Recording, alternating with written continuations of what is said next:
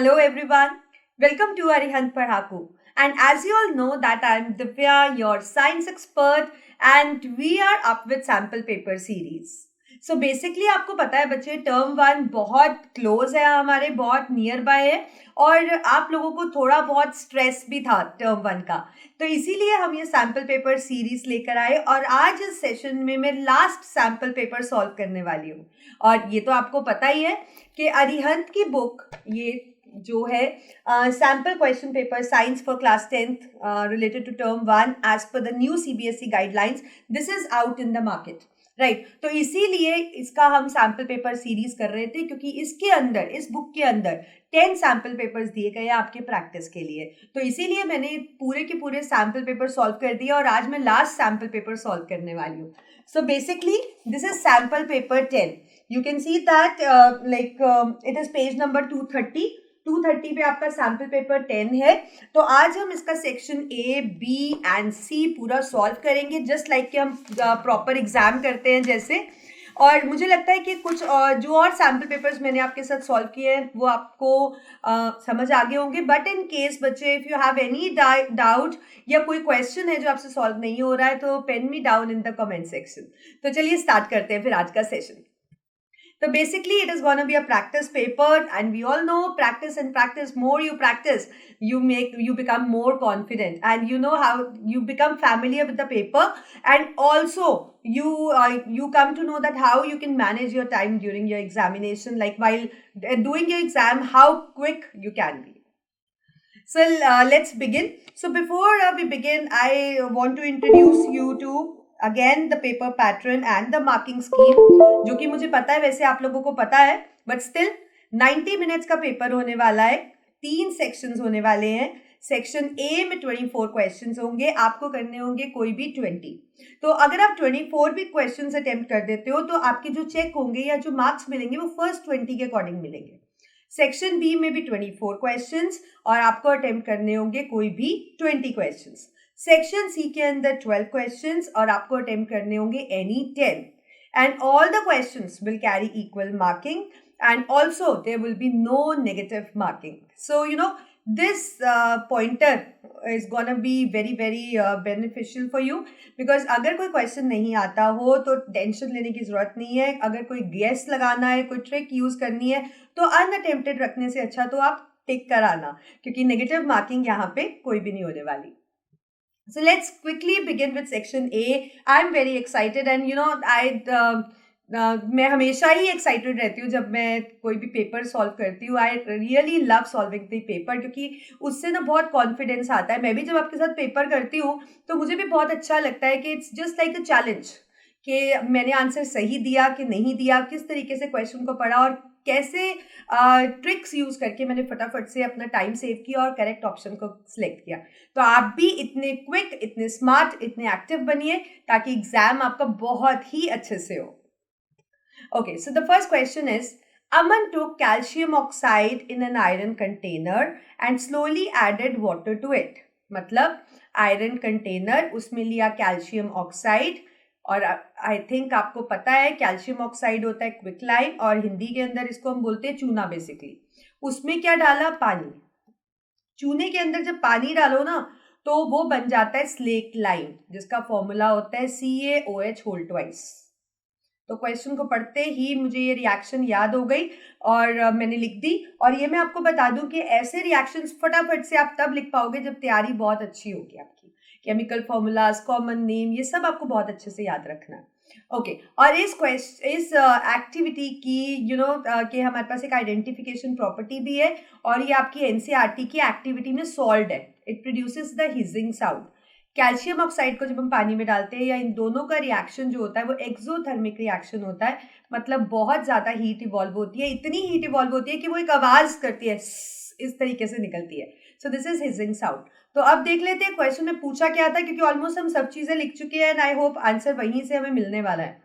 So the pop sound was observed. Okay no pop sound तो तब होती है जब हाइड्रोजन गैस रिलीज और यहाँ हाइड्रोजन गैस रिलीज नहीं हो रही है. White fumes were observed and solution becomes hot. No fuming. Hissing sound was produce in solution become hot. Yes, आपको पता है कि सॉल्यूशन हॉट हो गया था क्योंकि ये एक एक्सोथर्मिक रिएक्शन है और जो एनर्जी है वो हिजिंग साउंड प्रोड्यूस करके. Solution become cold, no. So basically correct answer सामने ही है, सी. और देखो इस तरीके से अगर आप पहली क्वेश्चन से इंफॉर्मेशन निकाल लो और रिएक्शन लिख लो, स्पेशली जो क्वेश्चंस केमिस्ट्री से आते हैं, तो बहुत बहुत टाइम सेव हो जाएगा आपका. Okay, next question. Identify the gas A in the following experiment. Again figure based question, don't be scared, it is gonna be very easy. Normally आपको पता है कि जो फिगर बेस्ड क्वेश्चंस होते हैं उन्हीं में उनके आंसर्स छुपे होते हैं. You have to be active in catching them. Okay, तो अब हमारे पास है ये गैस निकल रही है एक. ओके, गैस ए है. रिएक्शन किस किस के बीच में हो रहा है? HCl और Na2CO3. मेन रिएक्टेंट्स कोई लिया करो. तो ये रिएक्शन है, बेसिकली दो कंपाउंड्स हैं. हमें पता है दो कंपाउंड्स जब रिएक्ट करते हैं तो वो अपने म्यूचुअली आयंस को एक्सचेंज कर लेते हैं. तो बेसिकली यहाँ पे NaCl बनेगा, H2O गैस बनेगी और CO2 गैस बनेगी. सो this is the reaction table. Salt, common salt, sodium chloride, कुछ भी कह सकते हो, water and carbon dioxide gas. अब पूछा गया था गैस, तो गैस क्लियर है. ऑप्शन देख लो, आपकी CO2 ऑप्शन आपको दिख रही है ऑप्शन बी में, तो इसको आप इस तरीके से मार्क कर दो. Next question. Metal react with water forming metal hydroxide and gas. अब तो आप इतने फ्लो चार्ट वाले क्वेश्चन कर चुके हो और आपको पता है कि जब भी ऐसा कोई फ्लो चार्ट हो तो आप फटाफट से रिएक्शन लिख लोगे. सो it is gonna B MOH और साथ में कौन सी गैस रिलीज होगी? It will be H2. So this is the basic reaction given. अब यहाँ पे मेटल्स दिए हैं, जिंक, आयरन, पोटेशियम, सोडियम, और हमें बताना है कि कौन से केस में गैस इवॉल्व होगी कि नहीं. तो जिंक जब पानी के साथ रिएक्ट करता है तो ना तो जिंक कोल्ड वाटर के साथ करता है, ना ही हॉट के साथ करता है. जिंक स्टीम के साथ करता है और स्टीम के साथ बनाता है ZnO और साथ में H2 गैस इवॉल्व होती है. ठीक है, अब हमारे पास है आयरन. तो बेसिकली यहाँ तो कोल्ड वाटर था ना, तो ये तो स्टीम के साथ है, तो कोल्ड वाटर के साथ तो करता ही नहीं है, मतलब फर्स्ट ऑब्जर्वेशन गलत है. आयरन भी स्टीम के साथ रिएक्ट करता है और स्टीम के साथ रिएक्ट करके बनाता है Fe3O4 और H2, बट यहाँ रिएक्शन वाटर के साथ था, तो मतलब ये करेक्ट है कि वो रिएक्शन मतलब गैस इवॉल्व नहीं होती है. पोटेशियम जो है वो रिएक्ट करता है, KOH बनाता है और H2 गैस इवॉल्व होती है, और यहाँ रॉन्ग लिखा हुआ है, तो मतलब ये भी इनकरेक्ट है.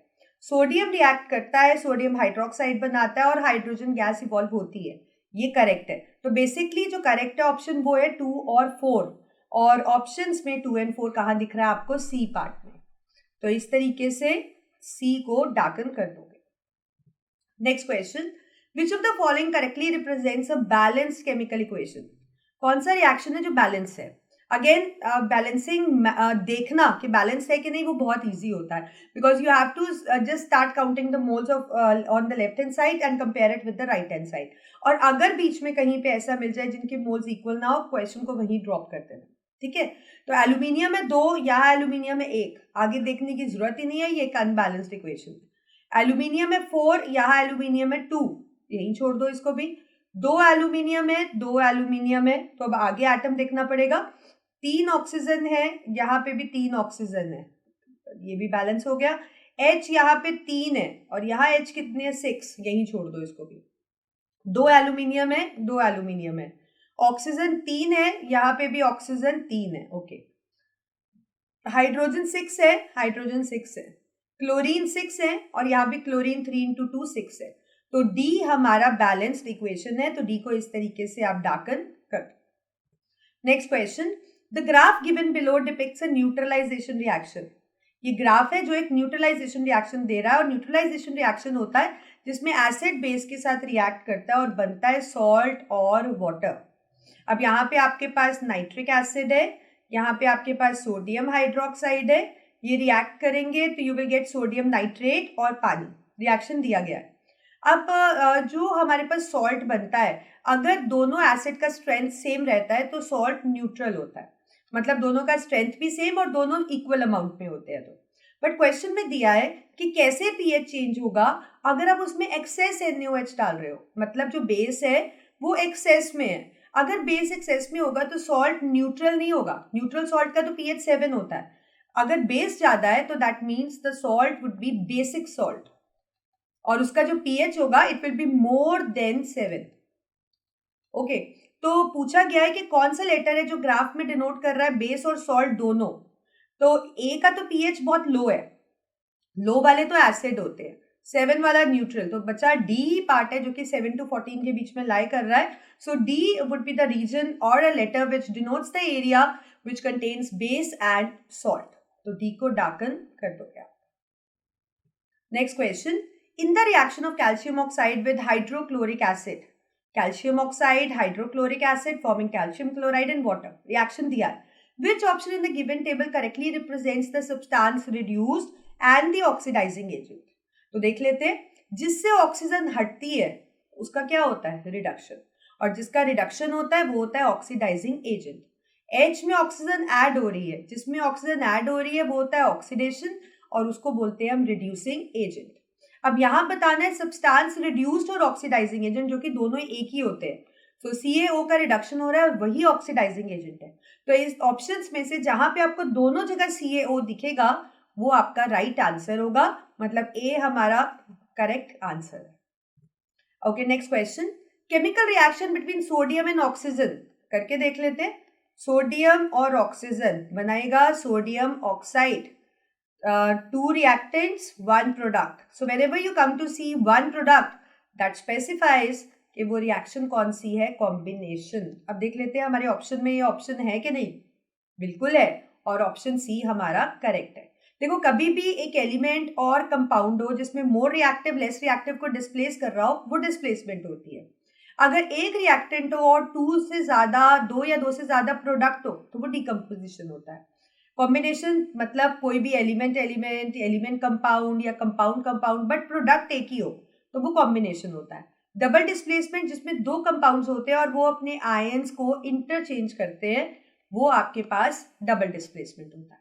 तो इसलिए यहाँ पे सी हमारा करेक्ट आंसर है। Next question, which of the given option correctly represents the parent acid and the base of sodium sulphate? तो पहले सॉल्ट लिख लेते हैं, it is sodium sulphate. Parent acid and base ऐसे ब्रेक करोगे, आपको पता है वाटर के अंदर H और OH होता है, क्योंकि जब बना था सॉल्ट तो साथ में पानी निकला था, एसिड ने H दिया था और बेस ने OH, तो वापस ही इसको इसके साथ रिएक्ट करा दो, Na2 और OH मिलके क्या बनाएंगे, मेटल हाइड्रोक्साइड, और H और SO4 का एसिड होता है सल्फ्यूरिक एसिड। तो ये हो गया पेरेंट बेस और ये हो गया पेरेंट एसिड। तो ऑप्शन हमारी H2SO4 और NaOH की ये रही option D. So D would be the right answer. वैसे भी देखो, एक चीज मैं आपको दिखाती हूँ, यहाँ पे एसिड पूछा है, यहाँ SO4 है, तो इनमें से किसी भी एसिड में SO4 नहीं है, ठीक है, और यहाँ बेस NaOH है, तो K कहाँ से आ गया, या बेस SO4 कहाँ से हो गया, ठीक है, तो वो क्लियर था, मतलब आपको इजी था यहाँ पे ढूंढना। So D would be the right answer. Next question, what happen when zinc reacts with dilute sulfuric acid? ये भी आपकी एक NCERT बेस्ड एक्टिविटी है। जिंक जब डाइल्यूट सल्फ्यूरिक एसिड के साथ रिएक्ट करता है तो as per reactivity series zinc ज्यादा रिएक्टिव होता है हाइड्रोजन से, तो वो उसको डिस्प्लेस कर देता है और बनता है ZnSO4 और साथ में रिलीज होती है हाइड्रोजन गैस। और आपको पता है ना हाइड्रोजन गैस को हम कैसे आइडेंटिफाई करते हैं, बाय इट्स पॉप्स आउट, क्योंकि जब ये एयर के साथ कॉन्टैक्ट में आती है तो ये ऐसे पॉप साउंड प्रोड्यूस करती है। और दूसरी बात, अगर हम मैचस्टिक लेकर आए तो it starts burning with pale blue flame, इसके साथ वो बर्न करने लगती है। तो red colour gas no, green colour gas no, hydrogen that doesn't has any color, colorless odorless gas which burns with pops out, colorless pungent smell, no, not pungent smell, it is C part. So C would be the right answer. Next question, the ant sting can be cured by rubbing soap. अगर आपको कोई एंट काट ले तो soap रब करो तो क्या होता है, मतलब वो ठीक हो जाता है, क्यों ठीक होता है? बेसिकली जो एंट होती है आपको पता है बहुत पेनफुल स्टिंग होती है, क्योंकि उसकी स्टिंग के अंदर फॉर्मिक एसिड होता है, तो जब वो आपको काटती है तो ये एसिड आपके बॉडी के अंदर इंट्रोड्यूस हो जाता है, जिसकी वजह से इन्फ्लामेशन हो जाती है। बट अगर आप उसको सोप से रब करो तो सोप एक बेस होता है, सोप क्या होता है, बेस। तो बेस और एसिड, मतलब बेस इस एसिड के इफेक्ट को न्यूट्रलाइज कर देता है और आपको उसके जो ये इफेक्ट होता है उससे आप रिलीफ हो जाते हो। तो बेसिकली इसमें लिखा है it contains citric acid with neutralise, no, soap doesn't contain citric acid, it contains sodium hydroxide which neutralize the effect of formic acid, yes, correct. It contains magnesium hydroxide, no, none of above. So basically the correct option is the B part, that it contains NaOH, जो कि एक base है और वो acid के effect को neutralise कर देता है. Next question, it is from bio, that is life process part 3, transportation, as you can make out from the diagram. So carefully study the diagram of human circulatory system with labels 1 to 4. 1 to 4 labels किए गए हैं. Select the option which gives correct identification, जिसमें identification भी सही हो और function या characteristics भी जो लिखी हैं वो सही हो. तो बेसिकली पहले हम आइडेंटिफाई कर लेते हैं. 1 is this part which is right atrium, सही लिखा है यहाँ पे. 2 is left atrium, right, ऊपर का पार्ट है. 3rd is right ventricle, this is true, and 4th is left ventricle. तो ये सब सही आइडेंटिफाइड है. मतलब यहाँ पे फंक्शन या कैरेक्टरिस्टिक्स गलत होने वाली है. तो राइट ऑरिकल में लिखा है it contracts and blood moves to vena cava. No, vena cava से ब्लड आता है राइट एट्रियम में, ना कि राइट एट्रियम से जाता है. Left atrium, it contracts and blood moves to pulmonary artery. नहीं, लेफ्ट ऑरिकल से ब्लड कहाँ जाता है? लेफ्ट वेंट्रिकल में. Okay, right ventricle, it contracts and blood moves to left ventricle. नहीं, आपस में वेंट्रिकल्स में कोई एक्सचेंज नहीं होता क्योंकि वो इम्प्योर और प्योर ब्लड है और वो मिक्स नहीं होता. अगर मिक्स होता तो हमें 4 चैम्बर्स चाहिए ही नहीं होते. ठीक है. Left ventricle, it contracts and blood moves to aorta, which is correct. जो लेफ्ट वेंट्रिकल है उससे blood largest artery of a body में आता है अरोटा, जो कि आगे आर्टरीज में डिवाइड होती है, आर्टरीज आर्ट्रियोल्स में, फाइनली कैपिलरीज से एक्सचेंज हो जाता है. ऑक्सीजन टिश्यू में आ जाती है और टिश्यू से CO2 कैपिलरी में आ जाती है. So D would be the right answer.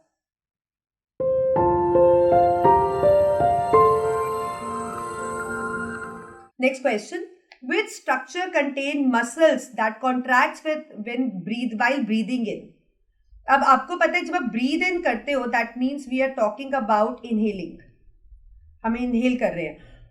So you see that your ribs move outward, your diaphragm becomes flat, backbone remains the same, abdominal muscles contract. तो यहाँ पे आपको X, Y, Z दिया है, X, Y and Z.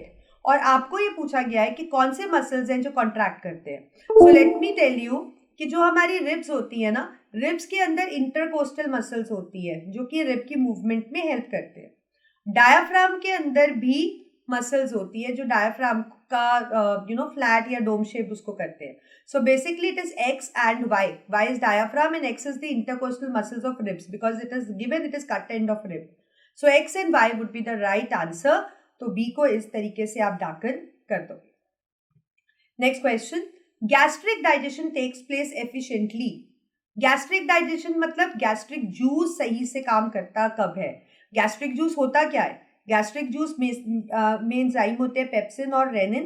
Pepsin protein को peptones में convert करता है, बट पेप्सिन तभी काम करता है जब एसिडिक मीडियम हो. इसलिए पेप्सिन से पहले HCl सिक्रीट होता है जो कि पेप्सिन के काम करने के लिए उसकी एफिशिएंसी बढ़ाता है.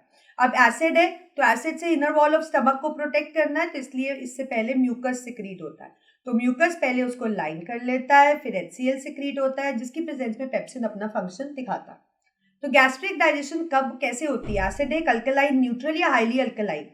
So it occurs in acidic medium. Remember, pancreatic juice alkaline medium में काम करते हैं और गैस्ट्रिक जूसेस एसिडिक मीडियम में. Next question, the figure given below shows diagram of human excretory system दिया है आपको विद लेबल्स 1 to 4. 1 2 3 4. ओके, तो 1 is identified as renal artery, correct. 2 as renal vein, okay. 3 as ureter and 4 as urethra. तो basically functions में कुछ गलती होने वाली है.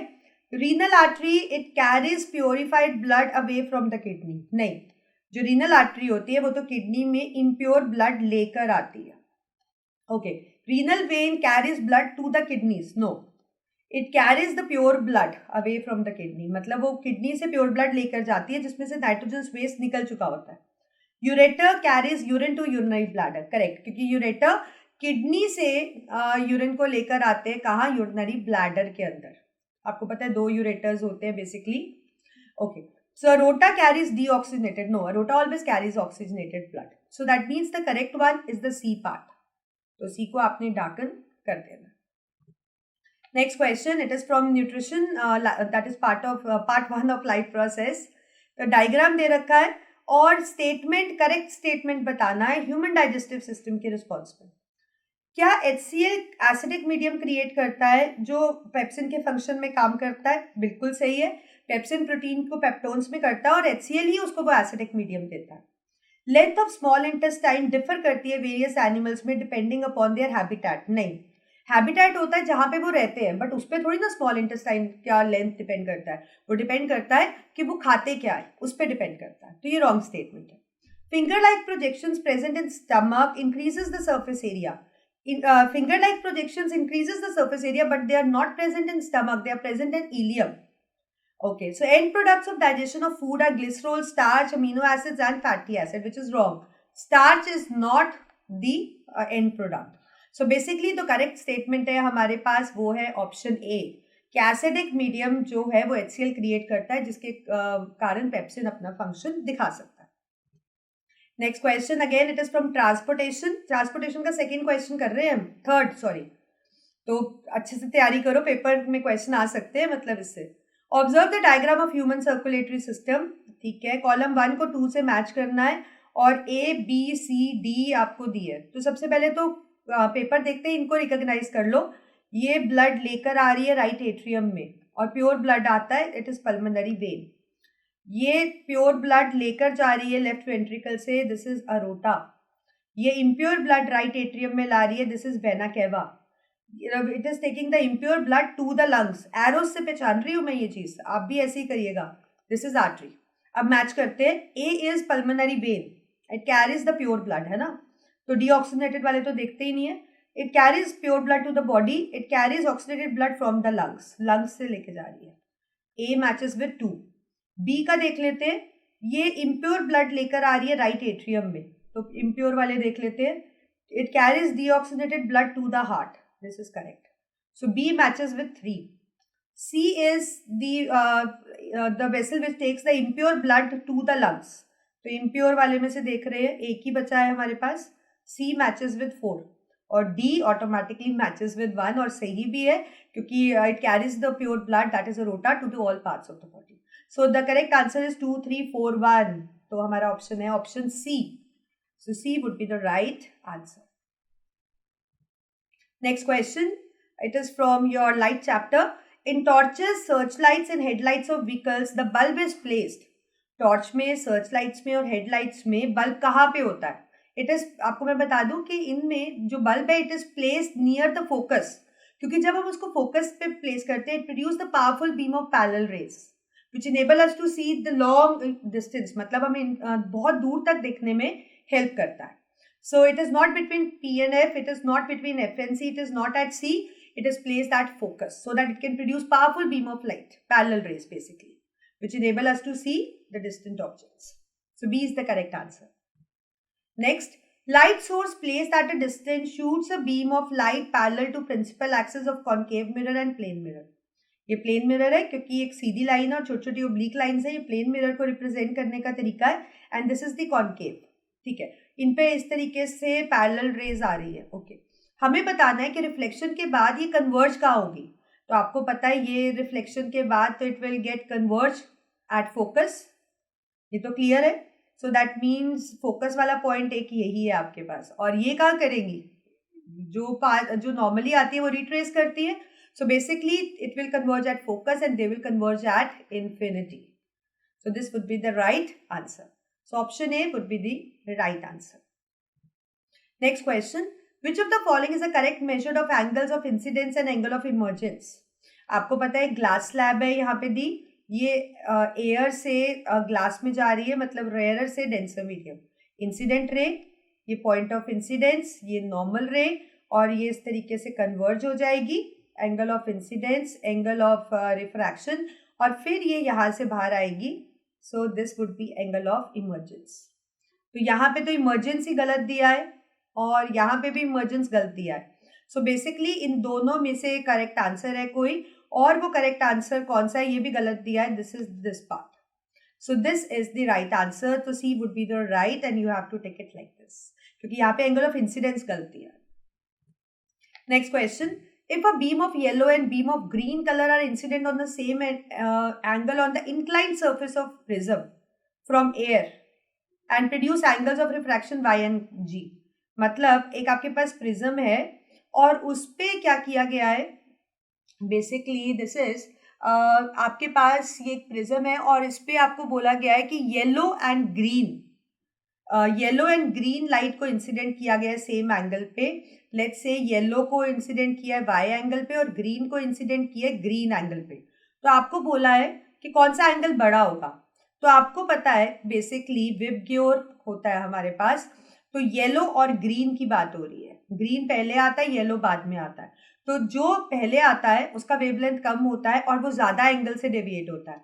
सो दैट मीन्स जो आपके पास ग्रीन है वो एंगल बड़ा होगा वाई से.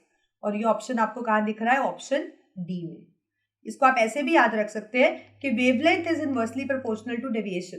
Laser is the wavelength, more is the deviation. तो यहाँ पे इसका वेवलेंथ कम है और इसका वेवलेंथ इसके कंपैरेटिवली ज्यादा है. सो कम है तो ज्यादा डेविएशन होगी, ज्यादा एंगल होगा, और अगर ज्यादा वेवलेंथ है तो कम डेविएशन होगी और कम एंगल होगा. Next, consider the refractive indexes of kerosene, crown glass and diamond. आपको केरोसिन का रिफ्रैक्टिव इंडेक्स दिया 1.63, क्राउन ग्लास का दिया 1.49 और डायमंड का दिया 2.42. पूछा क्या है, स्पीड ऑफ द लाइट. तो याद रखिए कि जो रिफ्रैक्टिव इंडेक्स है that is inversely proportional to the speed of light in the medium. मतलब अगर किसी का रिफ्रैक्टिव इंडेक्स ज्यादा है उसमें स्पीड कम होगी क्योंकि वो उतना ही ज्यादा डेंसर होगा.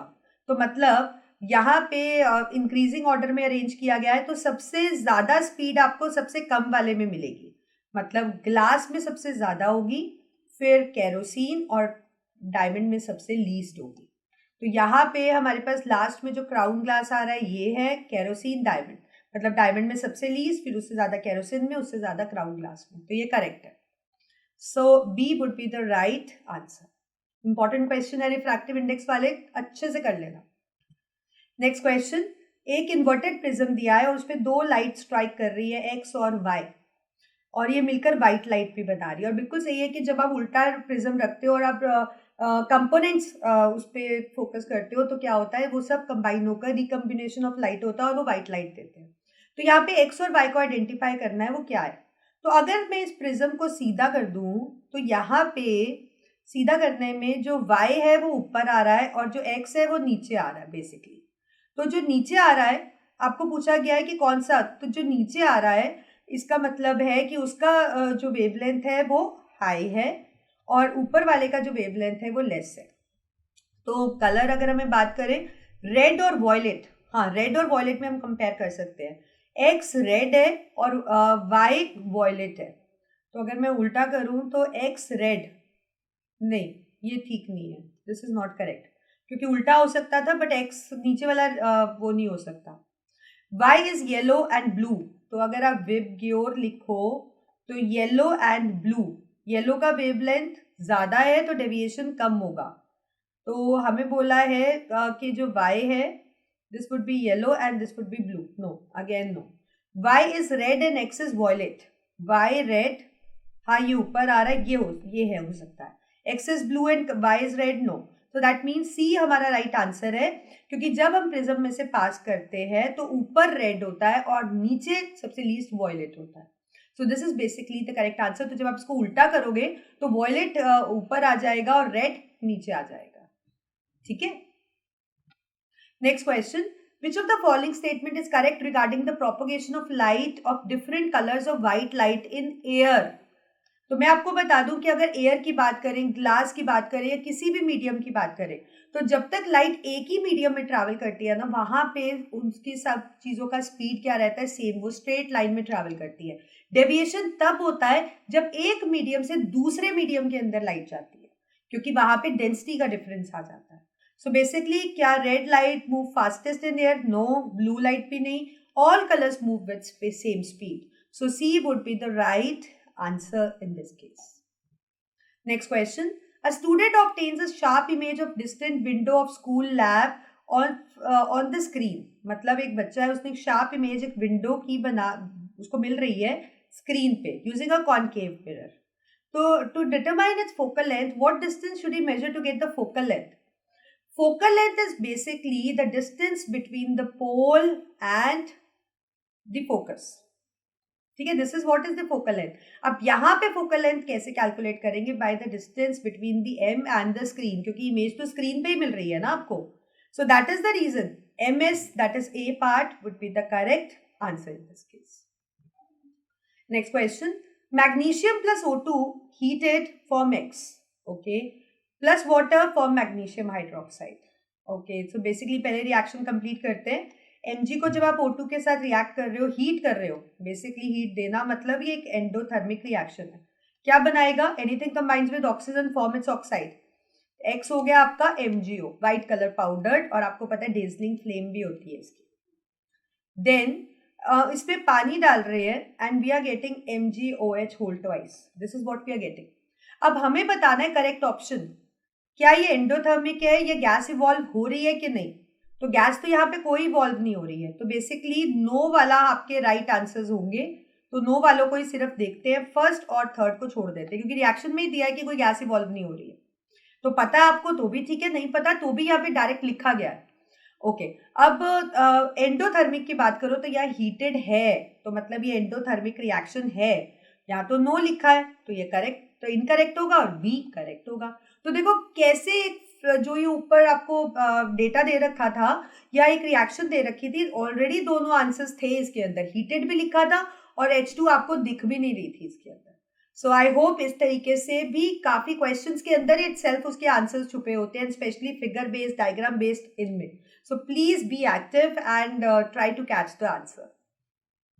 सो with this we have completed section A and I hope आपको समझ आ गया होगा. तो ये आपका सैम्पल पेपर 10 का ये सारा आपका सेक्शन A है जो मैंने अभी आपके साथ सॉल्व किया है. ठीक है, ये सारा सेक्शन A है आपका यहाँ तक टिल हियर. अब हम स्टार्ट करेंगे सेक्शन B. तो मैं आपको रिक्वेस्ट करूंगी कि या तो आप वीडियो को अभी पॉज करके सेक्शन A को करके देख लो, या फिर पूरा जब ये सेशन खत्म हो जाएगा जिसमें A B C हम तीनों कर लेंगे, तब आप इसको मतलब वीडियो को क्लोज करके उसके बाद इसको एक प्रॉपर पेपर की तरह करो. OMR शीट भी दी गई है, आंसर्स भी दिए गए हैं और एक्सप्लेनेशंस भी दी गई है. So don't cheat, be honest, और इसको आप अपने हिसाब से प्रैक्टिस करना.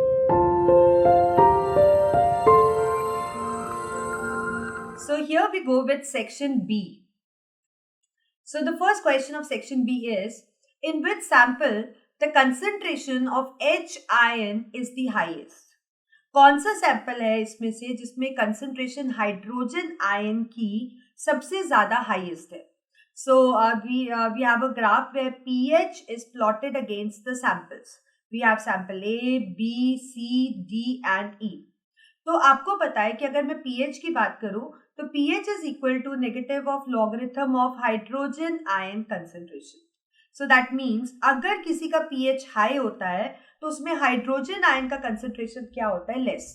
और अगर किसी का pH लेस वैल्यू का होता है तो उसमें हाइड्रोजन आयन का कंसंट्रेशन होता है ज्यादा. तो दैट मीन्स अब यहाँ पे हाईएस्ट पूछा गया है, तो हाईएस्ट हाइड्रोजन कंसंट्रेशन उसमें होगी जिसका pH सबसे कम होगा. और इन गिवन सैंपल्स में से सबसे कम pH का वैल्यू किसका है? C पार्ट का. इसलिए C ऑप्शन हमारा करेक्ट आंसर है और इसको आप इस तरीके से डार्कन कर दोगे. Next question. Which of the following statement is correct about the reactivity series? तो मैं आपको याद करा दूं, reactivity series बेसिकली हमारे पास अरेंजमेंट होता है एलिमेंट्स का in order of decreasing reactivities. In order of decreasing reactivities of different metals. इसको एक्टिविटी सीरीज भी कहते हैं. लाइक वी हैव केदारनाथ का माली, आपको पता है, इससे हम लर्न कर सकते हैं aluminium, then we have zinc, then we have iron, then we have tin, then we have lead, hydrogen, और उसके बाद हमारे लीस्ट रिएक्टिव एलिमेंट्स आ जाते हैं, that is copper, mercury, silver, gold और प्लैटिनम. सो इसमें सबसे रिएक्टिव है ये और सबसे कम रिएक्टिव है ये. So it is basically we are writing the elements in a tabular form, जहां पे ऊपर वाला एलिमेंट ज्यादा रिएक्टिव है और जैसे जैसे हम नीचे जा रहे हैं वैसे वैसे रिएक्टिविटी कम हो रही है. तो यहाँ पे आपको स्टेटमेंट्स दिए गए हैं. The arrangement of elements in increasing order of reactivity, so it is incorrect. Arrangement of element in decreasing order of reactivity is true. Arrangement of oxides नहीं, इसमें एलिमेंट्स अरेंज होते हैं. Arrangement of elements with water in no. So that means B is the correct statement. Next question, the table shown below gives the information about the 4 elements A B C and D. तो हमारे पास 4 elements है ए B सी और D, और इनके बारे में information दी गई है कि क्या ये पानी में सॉल्युबल है कि नहीं, क्या ये गुड कंडक्टर है या ये बैड कंडक्टर है। हमें पूछा गया है कि इनमें से आयनिक कंपाउंड कौन बनाएगा। तो मैं आपको बताती हूँ, इस क्वेश्चन को करने के लिए आपको कॉन्सेप्ट क्लियर होना चाहिए। आयनिक कंपाउंड वो बनाते हैं जिनके अंदर आयनिक बॉन्ड बन सकता है। आयनिक बॉन्ड किसमें बन सकता है? जो मेटल और नॉन मेटल हो। तो या तो मेटल नॉन मेटल को पहचानने का तरीका है कि जिसमें वैलेंस शेल में 1, 2 या 3 वैलेंस इलेक्ट्रॉन है वो मेटल है और वो हमेशा इलेक्ट्रॉन लूज करते हैं, या फिर जिसके आउटर मोस्ट शेल में 4, 5, 6 या 7 इलेक्ट्रॉन्स है वो नॉन मेटल्स है और वो हमेशा इलेक्ट्रॉन गेन करते हैं। या फिर हम प्रॉपर्टीज के थ्रू भी देख सकते हैं। आयनिक कंपाउंड्स जो होते हैं उनकी प्रॉपर्टीज क्या होती है कि वो क्रिस्टलाइन सॉलिड होते हैं, उनके अंदर जो आयंस प्रेजेंट होते हैं इसलिए वो गुड कंडक्टर होते हैं, उनमें फोर्स ऑफ अट्रैक्शन बहुत स्ट्रांग होता है, ये पोलर होते हैं इसलिए पानी में भी ये सॉल्युबल होते हैं। अब यहाँ पे बेसिकली 2 प्रॉपर्टीज दी गई है, सॉल्युबिलिटी और इलेक्ट्रिकल कंडक्टिविटी। तो सॉल्युबल बिल्कुल होते हैं, सॉल्युबल इसलिए होते हैं कि ये खुद पोलर होते हैं, इनमें आयंस होते हैं, तो जब पानी में डालते हैं तो आयंस अलग अलग हो जाते हैं और वो डिसॉल्व भी हो जाता है। और आपको वैसे भी पता है कि केमिस्ट्री में हमारे पास एक टर्म है लाइक डिसॉल्व्स लाइक, तो पानी भी पोलर है, आयनिक कंपाउंड भी पोलर है, सो दे विल गेट डिसॉल्व। और कंडक्टिविटी ऑब्वियसली आयंस होंगे तो वो गुड कंडक्टर तो होंगे। तो यहाँ पे हमारे पास दैट मीन्स दोनों में टिक मिलना चाहिए हमें, या पोलर और गुड या टिक और गुड मिलना चाहिए। तो टिक एंड गुड, तो ये करेक्ट है, ये रॉन्ग है। टिक एंड गुड अगेन ये करेक्ट है और ये रॉन्ग है। तो बेसिकली आयनिक कंपाउंड्स ए और सी बनाएंगे, और ए और सी कहाँ दिया है? ऑप्शन डी में। तो D would be the right answer. Next question, a teacher gave 2 test tubes. Teacher ने 2 टेस्ट ट्यूब्स दिए इस तरीके से, वन कंटेनिंग वाटर, एक के अंदर था पानी, और अदर कंटेनिंग सोडियम हाइड्रोक्साइड, दूसरे में था NaOH। Okay, so this is A and this is B. 2 test tubes के नाम भी लिखते हैं and ask them to identify the test tube containing NaOH। तो अब हमें नहीं पता कि NaOH किस में है, तो कैसे पता लगेगा? तो उन्होंने कुछ ऑब्जर्वेशंस करने को कहा स्टूडेंट्स को, क्योंकि स्टूडेंट्स को नहीं पता था ए और बी में क्या है, टीचर को पता था, तो वो कैसे बताएंगे कि किसमें NaOH है। Litmus paper turns blue in test tube. Litmus paper blue हो गया बी के साथ, और आपको पता है कि जो बेसेस होते हैं वो रेड लिटमस को ब्लू करते हैं, तो इसका मतलब बी टेस्ट ट्यूब का एक एविडेंस आ गया कि वो बेस है, मतलब उसमें NaOH है। No change in litmus paper in test tube A, तो ठीक है ये, बट हमें तो NaOH के बारे में पूछना है तो इसको हम निग्लेक्ट करेंगे।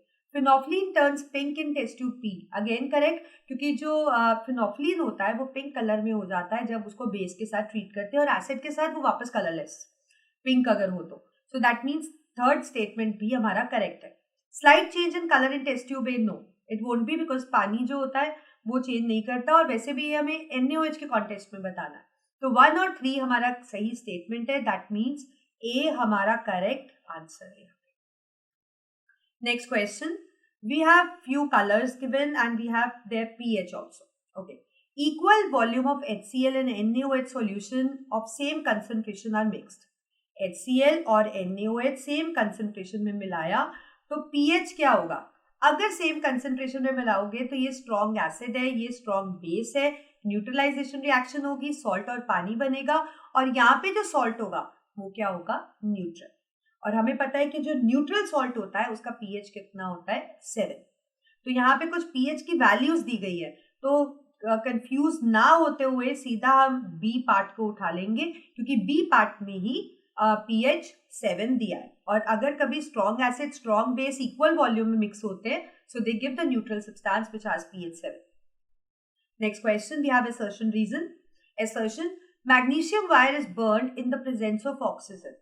मैग्नीशियम वायर को हम बर्न करते हैं in presence of oxygen, which is true, क्योंकि आपको पता है आपके पास मैग्नीशियम होती है, उसको बर्न करोगे, ऑक्सीजन की प्रेजेंस में बर्निंग होगी and it will form MgO, so this is true. और आपको ये भी याद करा दो, ये व्हाइट कलर का पाउडर होता है, आपके NCERT में एक्टिविटी है, और इसकी कैरेक्टराइज फ्लेम होती है, दैट इज डेजलिंग फ्लेम। तो असर्शन बिल्कुल सही है। Magnesium act as reducing agent. Reducing agent वो होता है जो खुद ऑक्सीडाइज्ड हो जाता है, तो क्या हो जाता है, ऑक्सीडाइज और दूसरे को रिड्यूस। और यहाँ पे आप देखो Mg2 पॉजिटिव में कन्वर्ट हो रहा है, मतलब वो इलेक्ट्रॉन दे रहा है। तो एज पर electronic concept it is getting oxidised and it is reducing agent in this reaction. So that means again this is the this is also true. So that means यहाँ पे assertion भी correct है आपके पास, और आपके पास reason भी correct है. So that means दोनों ही correct है और वो correct explanation भी है. So we'll go with A part. Next question. AlCl3 is a basic salt. अगर कभी भी ऐसा क्वेश्चन आ जाए और आपको ना पता हो कि वो एसिडिक है बेसिक है, तो पहले तो आप उसको उसकी हाइड्रोक्साइड और एसिड में तोड़ लो, उसके पेरेंट एसिड और पेरेंट बेस बना दो। तो अब यहाँ पे ये स्ट्रॉन्ग एसिड है, स्ट्रॉन्ग एसिड है तो ये सॉल्ट क्या होगा, एसिडिक सॉल्ट, तो इसलिए असर्शन फॉल्स है।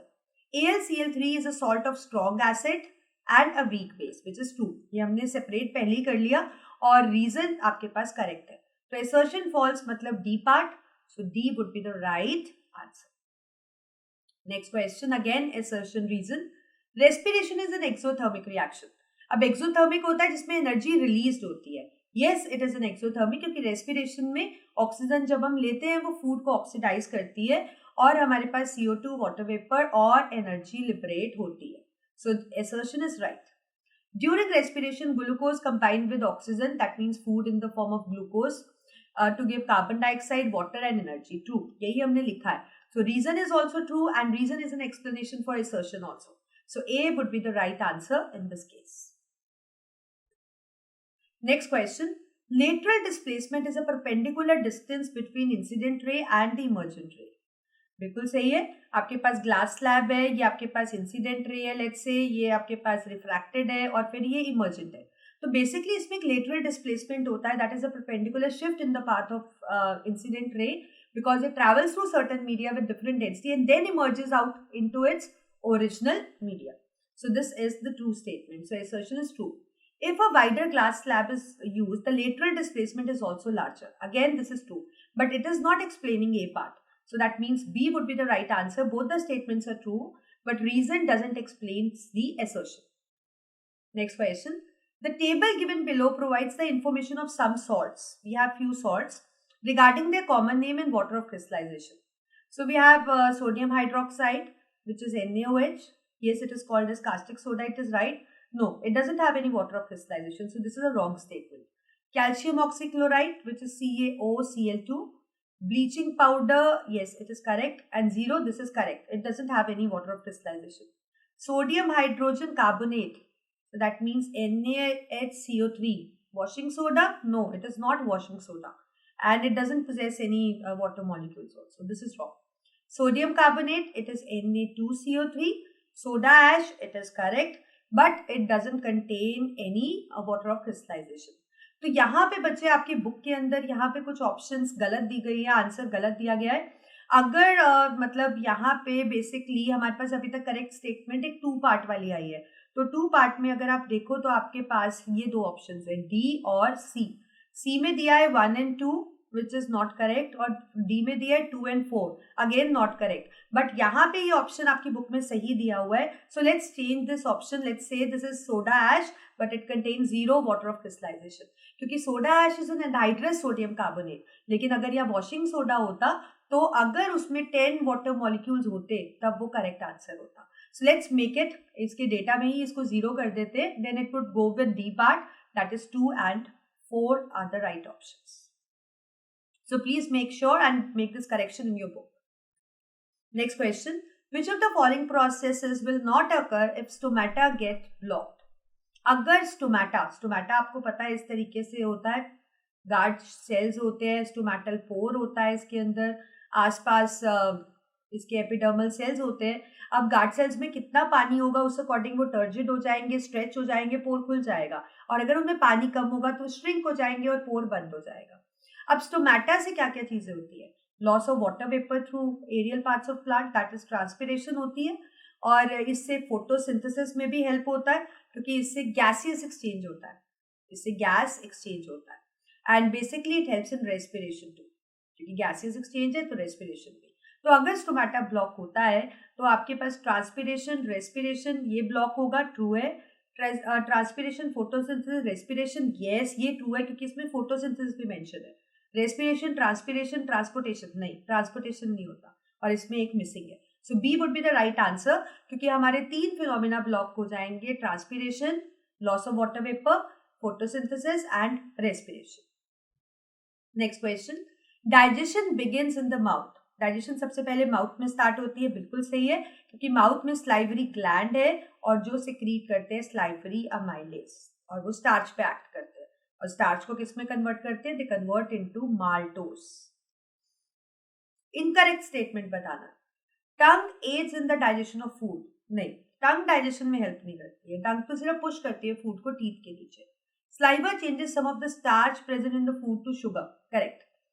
Tongue keeps the food in place in the mouth while food is being chewed. Correct.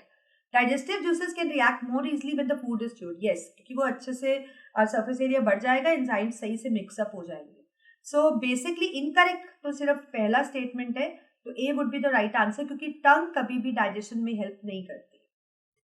Next, how does the kidney dialysis machine function like a healthy kidney?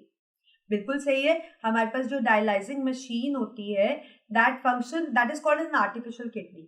ठीक है, तो वो क्यों कहा जाता है, क्योंकि जिन लोगों का किडनी खराब हो जाता है या कोई इंजरी हो जाती है, कुछ इन्फेक्शन से खराब हो जाता है, मतलब किसी भी कारण अगर उनमें उनका किडनी काम नहीं कर रहा, so they are either put on transplantation और या फिर हमारे पास है आर्टिफिशियल किडनी का प्रोसेस जिसमें पेशेंट डायलिसिस के लिए जाते हैं.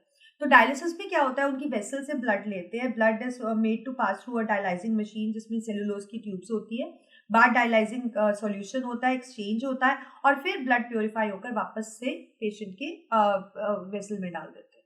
So basically it deaminates excess amino acids to form urea. No, it regulates blood concentration. Yes, blood का कंसंट्रेशन अफेक्ट करती है. Removes nitrogenous waste. Again yes. It regulates the production of RBC. No. So basically यहाँ पे भी आपको एक correction करना है. आपकी बुक में इसका आंसर बी मार्क हुआ है और आप देखो इसमें बी एंड सी दोनों हो सकते हैं क्योंकि नाइट्रोजनस बेस यूरिया और मिनरल सॉल्ट्स को भी रिमूव कर रही है और उसी से ब्लड कंसंट्रेशन चेंज हो रहा है. सो बेसिकली इसको आप ध्यान रखना. तो यहाँ पे मैं आंसर कोई भी मैच नहीं कर रही हूँ क्योंकि बी और सी दोनों ही करेक्ट ऑप्शन हो सकते हैं. Next question, if μ/1 that is refractive index of 2 with respect to 1 and 3 with respect to 1 respectively to 1, then the value of refractive index of medium 3 with respect to medium 2 बताना है. So basically μ/1 मतलब refractive index of 2 with respect to 1 और जिसका भी आप refractive index देखते हो मतलब जो बाद में आता है with respect to के बाद जो आता है उसको आप denominator में लेते हो. So this would be this. और अगर μ/1 की मैं बात करूं तो μ3 ऊपर और जो with respect to के बाद आ रहा है वो denominator. अब यहाँ पे हमें चाहिए refractive index of medium 3 with respect to 2. तो 3 विद रिस्पेक्ट टू अगर आपको 2 चाहिए तो 3 विद रिस्पेक्ट टू 2 कैसे निकालोगे, ऊपर लिखोगे 3 और नीचे लिखोगे उसका 2. तो 3 आपके पास क्या है, इट इज μ3/μ1. ठीक है, ये तो आपका रिजल्ट आने वाला है, ये वैसे ही मैं बता रही हूँ, डायरेक्ट भी लगा सकते थे और ये आपके पास हो जाएगा रेसिप्रोकेट करके this. So when you cut, it will prove to be the same μ3/μ2. Otherwise आप स्टेटमेंट से भी जैसे मैंने आपको बताया विद रिस्पेक्ट टू वाला डिनोमिनेटर में आता, आप ऐसे भी उसको गेस कर सकते थे. So the correct answer would be this C part. Okay, next question, the above lenses have focal length -50 and 10.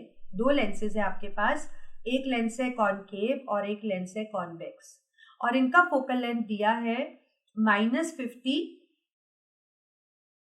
and 10 centimeter. They are combined to form a combination and the combination के बाद इनकी power बतानी है. अब आपको पता है combine हुआ है तो उनका फोकल लेंथ भी कंबाइन होगा. तो कंबाइंड फोकल लेंथ निकाल लेते हैं हम इसका 1/f1/f2. तो ये आपके पास है -50 प्लस 1/10. तो इसको जब आप सॉल्व करोगे तो इसका जो आपका आंसर आएगा ना बच्चे, दिस इज तो जो टोटल फोकल लेंथ आएगा आपका इसमें इट वुड बी 2/25. 2/25. अब जब फोकल लेंथ आ गया तो पावर ये सेंटीमीटर में आया ना आपके पास, तो power would be 100/f in centimetres. तो ये आपके पास हो जाएगा 100/2/25. इसको सॉल्व करोगे so answer would B plus का 0.08 डायोप्टर. सो प्लस का है तो that means it is converging lens, that is convex lens और ये आपका आंसर होगा डी. तो बेसिकली याद रखो, जब भी टोटल पावर निकालनी होती है तो ऐड करते हैं, total focal length of combination निकालना हो तो उनकी भी फोकल लेंथ को हम इस तरीके से ऐड करके निकालते हैं, और फिर उससे आप P = 1/f का फॉर्मूला लगाकर उनका टोटल पावर निकाल सकते हो, और प्लस और माइनस के साइन से आप पहचान सकते हो कि कॉन्वर्जिंग है या डाइवर्जिंग है। Next question, plants get rid of solid and liquid waste by, जो प्लांट्स है वो सॉलिड और लिक्विड वेस्ट को कैसे रिमूव करते हैं? Shedding of leaves, yes. Peeling of bark, right. Decoloration, no. Peeling of bark, falling of fruits and transportation, no. Falling of fruit, shedding of leaves, peeling of bark, correct. Falling of fruit, maturing, no. Transportation, no. So basically C would be the right answer, कि अपने fruits जो fall होते हैं, leaves जो shade होते हैं, bark जो पील करते हैं, उससे प्लांट्स का सॉलिड और लिक्विड वेस्ट रिमूव हो जाता है। Next question, left ventricle of heart has a thicker wall than the right ventricle. मतलब जो आपका लेफ्ट वेंट्रिकल है उसकी वॉल ज्यादा थिक है as compare to the right ventricle. बिल्कुल सही है, क्योंकि लेफ्ट वेंट्रिकल में जो प्योर ब्लड है वो पंप करता है पूरी बॉडी में, और वो ब्लड बहुत ज्यादा प्रेशर से जाता है, इसलिए वो थिक वॉल्ड होता है, और इवन अरोटा भी हमारी थिक वॉल्ड होती है। So because it contains more blood, ऐसा नहीं है, so that more deoxygenated, no, left side तो deoxygenated के साथ डील ही नहीं करती है ना। When blood is pumped, a strong pressure acts on it, true, because it receives blood from lungs, no. So C would be the right answer, क्योंकि उससे जो blood pass होना है, pump होना है, वो पूरी body के अंदर जाना है, और उसमें काफी ज्यादा high pressure होने वाला है। Next question, you have a prism and you can see ray 1, ray 2, ray 3 passing through prism and then coming out. A student observes the diagram of the path of ray of light passing through a glass prism. He finds that for all angles of incidence, the ray of light bends. मतलब कोई भी angle of incidence लेके prism से pass करते हैं तो ray bend होती ही होती है। So which of the following is correct? Ray bends towards the normal while entering into prism. Yes, it bends towards the normal क्योंकि बाहर rarer medium है और अंदर denser है. The speed would be slow and it will bend towards the normal. And away from the normal while emerging out. True. It will be moved away from normal because again it is coming to a rarer medium where its speed increases. A ray bends away from the normal while entering. No, it won't bend away because glass is denser than the air. So A is the correct statement and we have to pick the correct one only. So that means only one is the correct statement. So A would be the right answer. Next question. A 10 mm long pin is placed vertically in front of concave mirror. आपके पास एक concave mirror है और उसके आगे एक pin रखी गई है 10 mm. You have to make the changes. This is 10 centimetre, this is 10 centimetre, even this is 5 centimetre. तो पिन का जो हाइट है दैट इज 10 सेंटीमीटर और इमेज का जो हाइट है वो बना रही है 5 centimetre and it is form 30 centimetre in front of the mirror. तो in front of the mirror that means it is gonna be -30. हमें निकालना है फोकल लेंथ. तो पहले तो मैग्निफिकेशन का फॉर्मूला यूज कर लेते हैं. HI/HO is equal to mirror है तो -V/U. So we have 5 over 1 second, long image is formed in the front of the mirror. So we have this thing, this is gonna be -5 क्योंकि front पे real inverted image बनती है. -5, 10, -, +30 and U we have to 5. So when you will go for U, तो U आपका solve करके आ जाएगा बच्चे यहाँ पे -60 centimetre. U would be -60 centimetre. आप सॉल्व कर लोगे क्रॉस मल्टीप्लाई करके. अच्छा, अब हमारे पास U आ गया, हमें चाहिए फोकल लेंथ. तो V है, U है, हमें F निकालना है. तो हम क्या करेंगे, we'll put the mirror formula which is 1/V + 1/U. तो 1/F निकालना है. V आपके पास है -30 और U आपने सॉल्व कर लिया -60. तो आप इसको जब सॉल्व करोगे यहाँ पे तो F आपका आएगा -20 सेंटीमीटर और ऑप्शन में D ऑप्शन में ये दिया है. तो बेसिकली पहले हमने यहाँ पे HI/HO करके M का निकाल लिया वैल्यू. M से हमने -V/U करके हमने U निकाल लिया और फिर मिरर फॉर्मूला पुट करके हमने F के लिए सॉल्व कर. Next question. बेसिकली यहाँ पे आपको दिया है that the height of above candle is 3 centimetre. Candle का हाइट दिया है 3 centimetre. It is placed at a distance of 3 metre from wall. Wall से कितनी दूर है, 3 metre. How far from the wall must a concave mirror be placed. Wall से कितनी दूर कॉनकेव मिरर रखा जाएगा ताकि जो इमेज बने वॉल की वो 9 सेंटीमीटर हाई हो. सो बेसिकली वॉल आपका यहाँ पे ऑब्जेक्ट डिस्टेंस है और आपको ऑब्जेक्ट डिस्टेंस ही निकालना है. सो लेट्स से कि यहाँ पे जो ऑब्जेक्ट डिस्टेंस है that is U. Let's say the object distance is U. अब आपको बोला है कि the height of above candle दिया है, it is place at 3 metre from the wall. तो अब यहाँ पे लेट्स से कि जो इमेज बन रही है वो 3 आपके पास बन रही है basically distance of 3 metre from the wall. So that is it is u + 3, right. तो अगर हम इसको अब यहाँ पुट करें मैग्निफिकेशन के फॉर्मूला में लगाएं, क्योंकि हाइट और हाइट ऑफ इमेज भी हमें दिया है, तो हमारे पास आएगा this would B -u + 3, this would B u, और hi आपके पास है, हाइट आपको दे रखी है दैट इज 9 सेंटीमीटर. ओके, और यहाँ पे आपको दे रखा है दिस इज 3. ओके, तो इसको जब आप सॉल्व करोगे यहाँ पे तो आपके पास जो u आएगा it would be 1.5 metre. u कितना आएगा आपके पास? 1.5 मीटर. अब जब आपके पास u आ जाएगा तो इमेज डिस्टेंस आप कैसे निकालोगे? क्योंकि इमेज डिस्टेंस है u + 3, तो 1.5 + 3, so it will come out to be 4.5 metre. और अगर आप इसको सेंटीमीटर में करोगे तो इट वुड बी 450 सेंटीमीटर. और यहाँ पे आपका आंसर ए पार्ट में 450 सेंटीमीटर दिया है. तो बेसिकली हमने ऑब्जेक्ट डिस्टेंस को एज्यूम कर लिया और फिर इमेज डिस्टेंस हमें दिया है 3 मीटर, तो हमने u + 3 कर लिया उसको, और फिर उसके बाद इसको सॉल्व करते हुए हमने u निकाला. u के बाद हमारे पास इमेज डिस्टेंस आ गया और यही हमसे पूछा गया था. So A would be the right answer. Next question. A child is standing in front of plane mirror of length 58. ये प्लेन मिरर है, इसका लेंथ दिया है 58 सेंटीमीटर.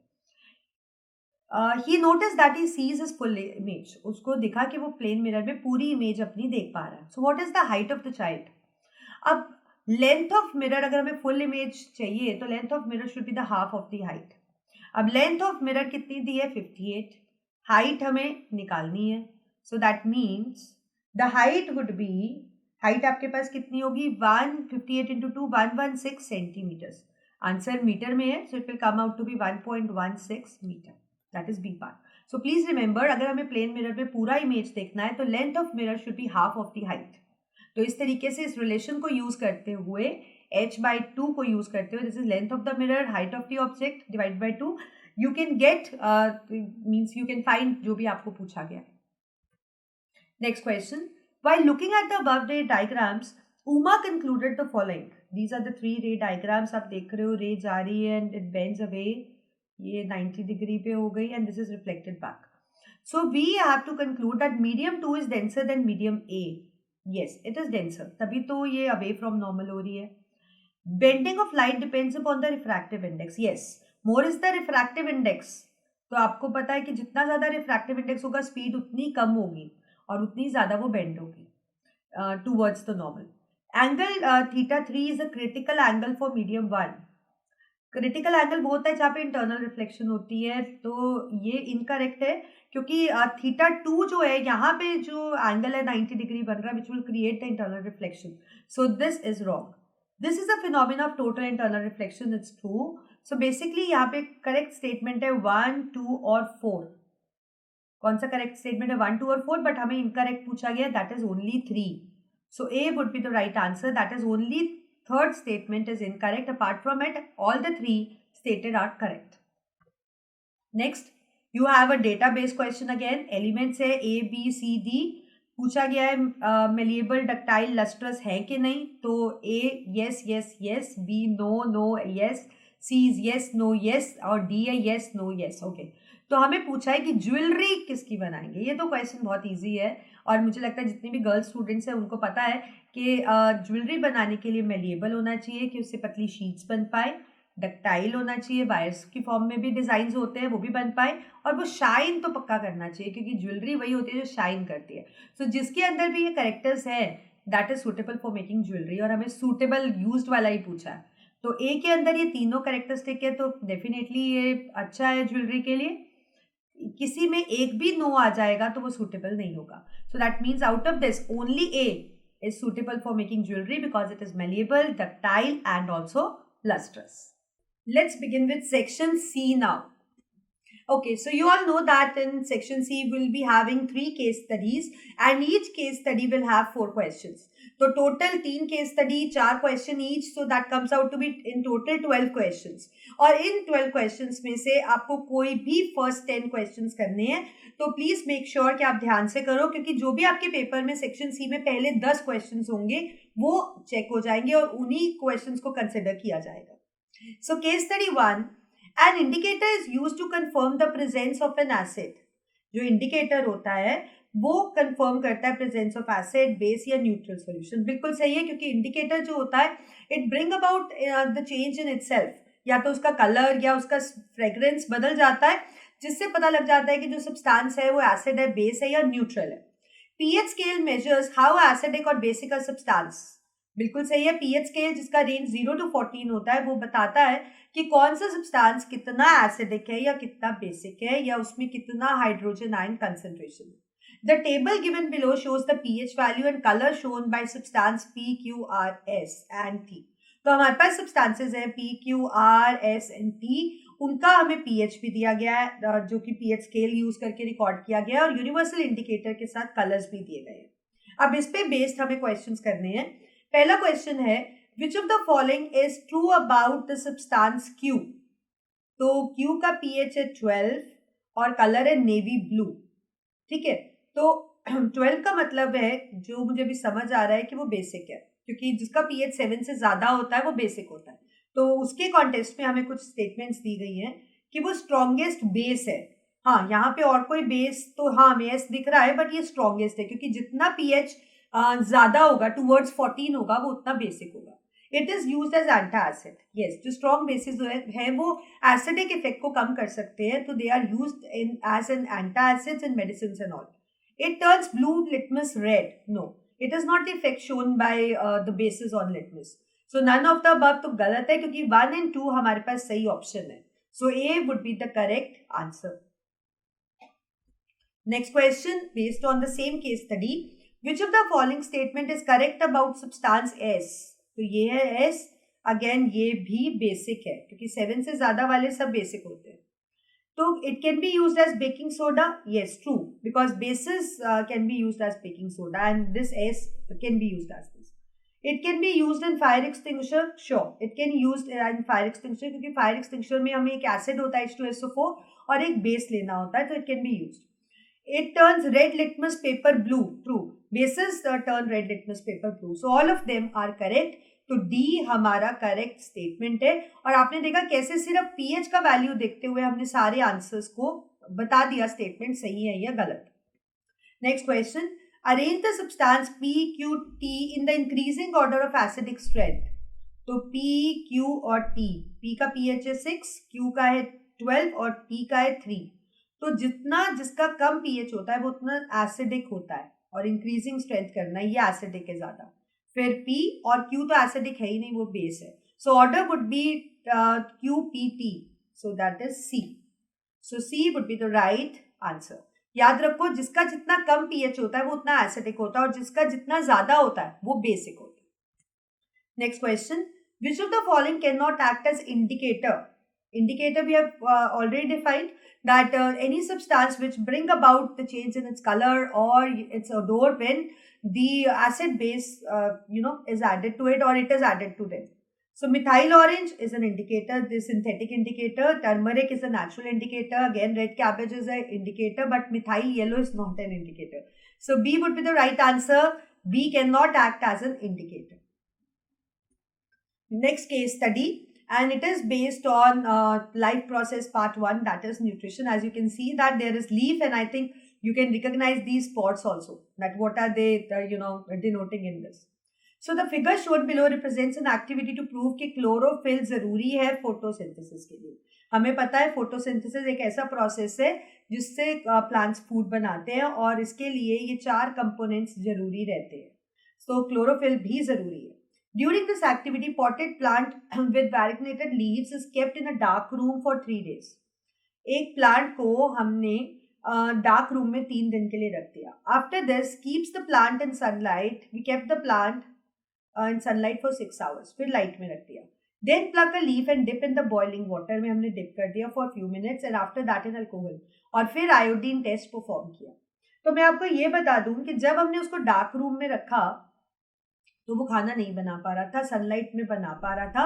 लीफ को प्लग करके बॉइलिंग वाटर के साथ जो हीट किया तो उससे उसकी सेल वॉल खत्म हो, अल्कोहल में डिप करने से उसका क्लोरोफिल खत्म हो गया और फिर आयोडीन टेस्ट किया गया। तो क्वेश्चन है, the part of the leaf which was originally green, जो पहले ग्रीन था वो क्या टर्न होगा? आयोडीन के साथ अगर स्टार्च प्रेजेंट होता है, ग्रीन था तो मतलब उसमें क्लोरोफिल थी, फोटोसिंथेसिस हुई होगी, it will turn blue black. So B would be the right answer. Next question. Why is the plant kept in dark for 3 days? तो अंधेरे में उसको इसलिए रखा, उसको डी-स्टार्च करने के लिए बेसिकली। So to destarch its leaves, मतलब उसमें से स्टार्च खत्म करने के लिए, क्योंकि प्लांट फोटोसिंथेसाइज नहीं कर पा रहा था और जितना स्टार्च था वो खत्म हो गया था। Next, the function of alcohol is to remove, alcohol removes the chlorophyll. When you boil the leaf with alcohol, it actually removes the chlorophyll. So D would be the right answer. And boiling in water removes the cell wall. Okay, so which of the following steps can be followed for better iodine test? Boiling in water, yes, because it will just remove the cell wall of the leaf. Keeping the plant in dark for more days, yes. Boiling in alcohol, yes, it would be right. But this won't be right and cutting of leaves won't be right. So 1 and 3 would be the right option. That is option C. C would be the right answer for it. Next case study. And as you can make out that this is from your light chapter, basically the refraction. Rohit performs an experiment on demonstrating the focal length of convex lens. Convex lens लिया और उसका focal length जानने के लिए experiment किया. He kept a lighted candle at one end of the table, as you can see, a screen on the other end, and the lens between them. Okay, so the position of the three are adjusted to get a sharp image of flame of candle on the screen. इस तरीके से adjust हुई कि sharp image आपको दिख रही थी और आपको दिख भी रहा है कि रियल इन्वर्टेड इमेज आ रही है. For more information he place the flame of the candle by a distant lamp on a far away electric pole. Okay, so when the source is change to distant lamp, जब उसने source को distant lamp की तरह change कर दिया और मतलब दूर रख दिया, the image will be focused eight, obviously when it is kept far, so obviously it will be focused at F. ये कहाँ पे बनेगी? F पे. So B would be the right answer. Next question. He noted some observations from his demonstration concluded the following. As he moves the screen, जब वो screen को move करता था, the image get focused beyond 2F of the lens. Image 2F के पीछे जा रही थी. Okay. The parallel rays originating, ये गलत है. The parallel rays originating from the distant object and incident on the convex lens may not be parallel to its principal axis. It is basically the correct. As he change the source, the size of image will also get changed. True. क्योंकि source बदलेगा तो size भी बदलेगा. The size of image will be more after the candle flame was replaced. No. So basically 2 and 3 आपके पास सही option है, तो option A is the correct answer. Next question.